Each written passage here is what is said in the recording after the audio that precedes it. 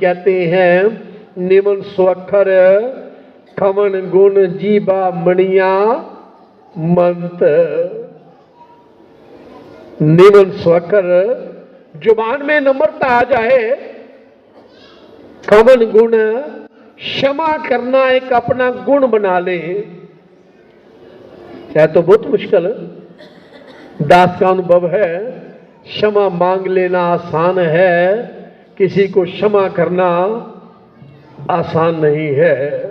दास ने देखा सालों साल, 20 साल पहले किसी से झगड़ा होता, परिवार वो 20 साल पुरानी बात निकाल लेता। इसने 20 साल पहले हमें यहां ये कहा था।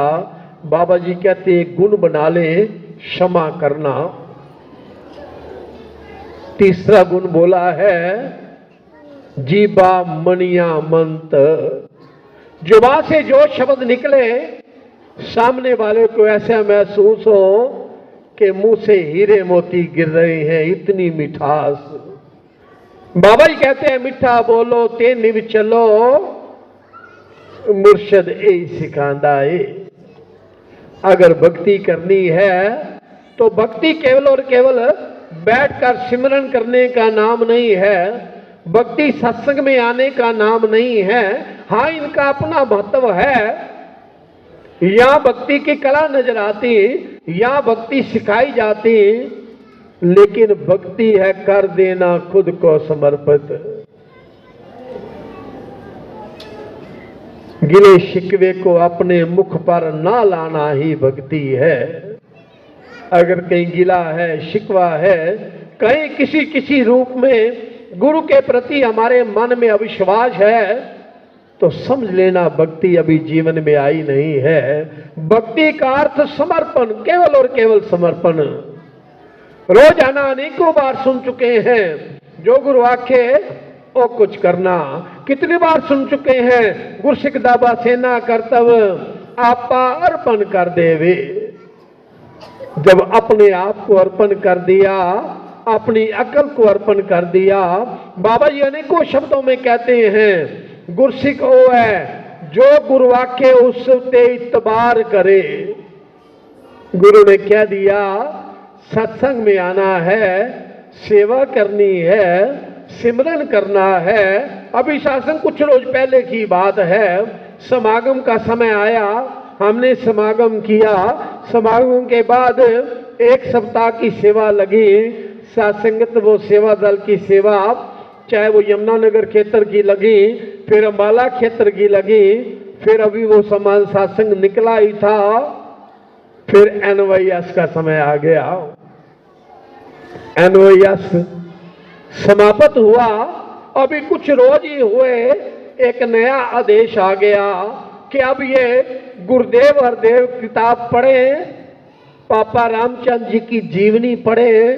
फिर आज 2 बजे से लेकर 6 बजे तक अलग अलग ब्रांचों में इन किताबों पर, महात्माओं की वाणियों पर, महात्माओं की जीवनी पर हम बैठकर विचार विमर्श करेंगे।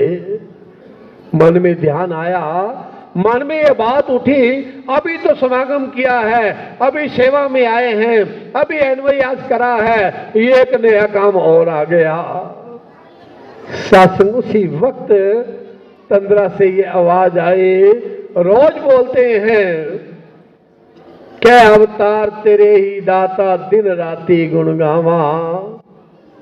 या तो थोड़ा थोड़ा समय दिया जाता। और सच मानना, जब वो किताब पढ़ी गुरुदेव और देव, दोबारा बहुत साल पहले पढ़ी होगी, दोबारा जब पढ़ी आंखें खुलती चली गई। हम तो कुछ और समझ रहे हैं, क्या क्या गुरु ने शिक्षाएं हमें दी हैं, कैसे अपने आप को गुरु के प्रति अर्पित किया, अर्पण किया। शासन क्षमा का जिक्र दास कर रहा था। हजूर बाबा हरदेव सिंह साहब की बात करूं, उनके जीवन की बात करें, उनके जीवन का जिक्र आता है तो शासन 1980 का समय याद आ जाता। हजूर बाबा गुरबचन सिंह साहब का बलिदान हुआ, गोलियों से छलनी किया गया, पूरा निरंकारी मिशन स्तब्ध था। इस बात के लिए रोष था, गुस्सा था।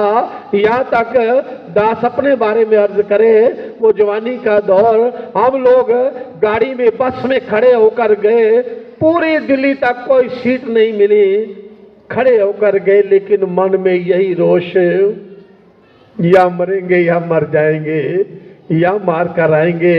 इतना भाव, इतनी कड़वाहट मन में, इतना वैर और द्वेष का भाव। लेकिन सतगुरु ने क्या कहा, बाबा जी ने क्या कहा, वो शब्द अब याद आते हैं तो अपने आप कांप उठते हैं। हम तो आज भी कोई बात कह दे, सालों साल वो बात अपने जहन में रखते हैं। पातशाह ने कहा, बाबा जी की सत्संग शहीदी का बदला लेंगे। बदला कैसे लेंगे? माफ करके। क्योंकि महात्मा कहते हैं क्षमा महात्माओं का गुण है, क्षमा भगत का गुण है। बस वो गुण अगर अपनाते चले जाएंगे तो भक्ति हमारे जीवन में आएगी, वरना बातें जितनी भी करते चले जाएं उससे बात बनने वाली नहीं। हजूर बाबा जी के अनेक शब्दों में भक्ति का ढंग बताया गया। सत्संग भगत के बारे में दास अर्ज करे, कई बार दास जिक्र कर चुका है। एक टूर में दास गया, एक परिवार में गया, परिवार में बातचीत करते करते माता से बात हुई, कहते 2 बेटे हैं। परिवार से पूछा जाता, जहां भी परिवार में जाते सहज में बातचीत करते करते ये पूछ लेते कितने परिवार के मेंबर हैं। माँ ने बताया 2 बेटे हैं। एक बेटे से मिले, पूछा बेटे क्या कर रहे हो?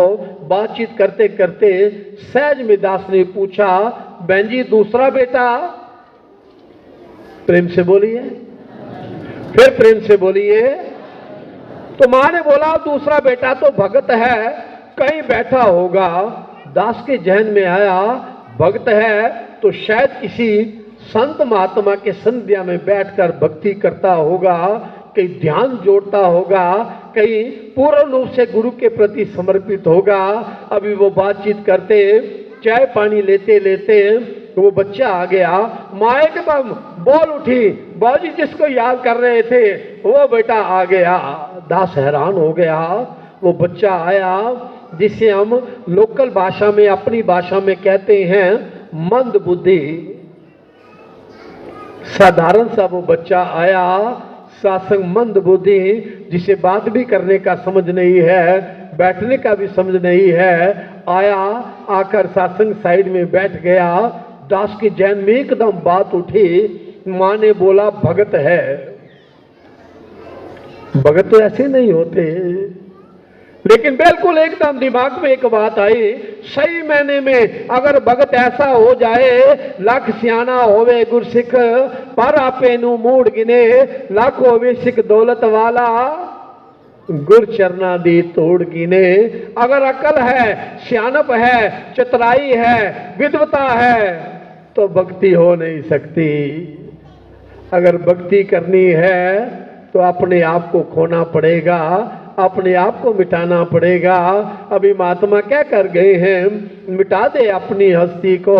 अगर कुछ मर्तबा चाहे कि दाना खाक में मिलकर गुले गुलजार होता है, हम संगत में भी आकर अपनी हस्ती को बनाए रखते हैं, अपनी औकात को बनाए रखते हैं, अपने आप को कहीं ना कहीं जाहिर करते चले जाते हैं। महात्मा कहते कितने भी अकल वाला है,